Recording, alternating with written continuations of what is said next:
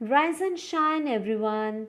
Today I'm going to introduce you to a patriotic prose from your textbook Honey Dew Glimpses of the Past. The chapter describes the events and the circumstances that took place in India during the year 1757 to 1857. It starts with the time when the East India Company was very strong in India.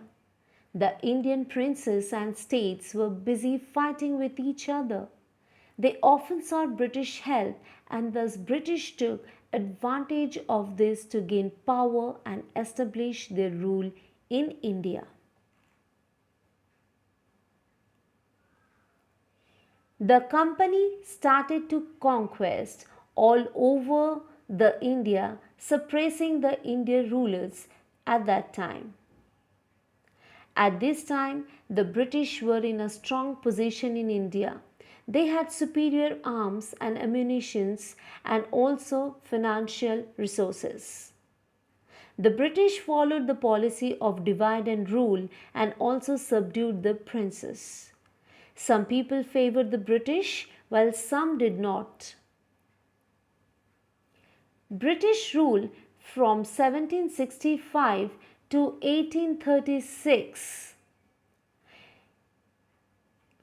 In this era, the evil social practices such as untouchability, child marriages, sati pratha, etc., were preached by the religious leaders. The British disdained the Indians, and in the process, Indians lost their self respect also. The British imposed heavy taxes on the farmers. They also cut the thumbs of the expert artisans. However, the imports from England were tax free. Thus, the main motive of the British were the maximization of profit and wealth at any cost.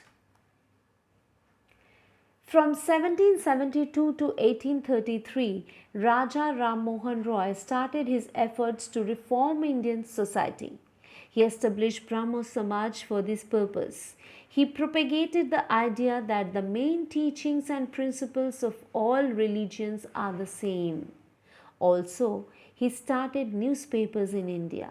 He was against evil practices such as sati pratha, polygamy, child marriages, and the caste system. He played a major role in the abolishment of sati pratha. In 1818, the British passed the Third Regulation Act. According to it, an Indian could be sent to jail even without any trial in the court. This was a phase of oppression of the Indians.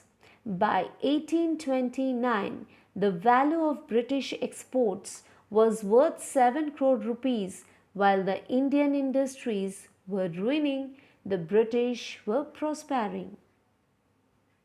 It seems this was not enough, so the British now aimed at preparing clerks for running the administration.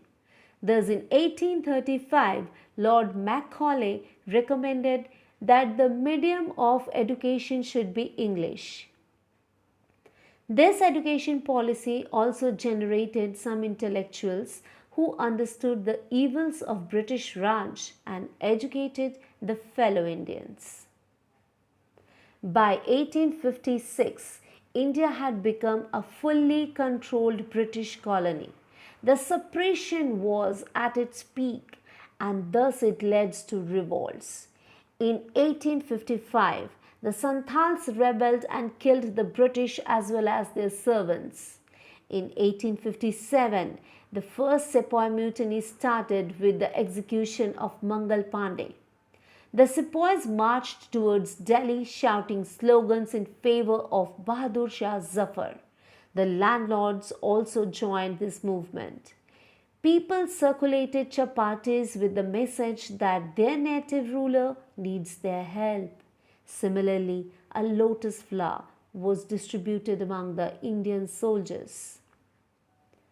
Many rulers like Hazrat Mahal of Lucknow, Maulavi Ahmadullah of Faizabad, Tatya Top and Peshwa Nana Sahib of the Maratha Empire, and Kunwar Singh of Bihar also joined the revolt. This was the beginning of Indian freedom struggle. The freedom fighters all over the India started to raise their voice for the British. And in this context, how can we forget the Rani of Jhansi, Rani Lakshmibai? Many other martyrs dedicated their lives for the freedom of our country.